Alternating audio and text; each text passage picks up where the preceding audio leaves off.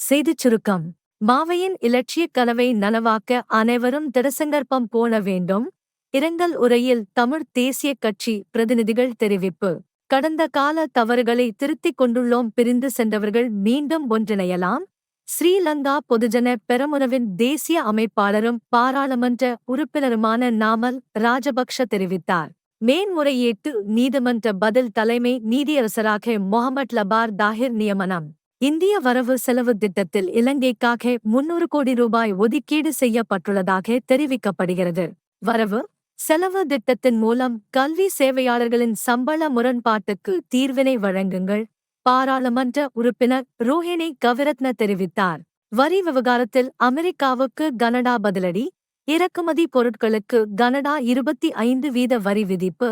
நாங்கள் இந்த வரி விதிப்பை விரும்பவில்லை என்று தெரிவித்துள்ள கனடா பிரதமர் ஜஸ்டின் ட்ரூடோ. எங்களுக்கு அதிக வரி விதித்தால் நாங்களும் அதை செய்வோம் என்றும் குறிப்பிட்டுள்ளார். அமெரிக்கா விதித்த வரியை எதிர்த்து உலக வர்த்தக அமைப்பில் முறையிட இருப்பதாக சீனா அறிவிப்பு. விரிவான செய்திகளுக்கு தமிழன்குரல் செய்திகளுடன் இணைந்திருங்கள். நன்றி, வணக்கம்.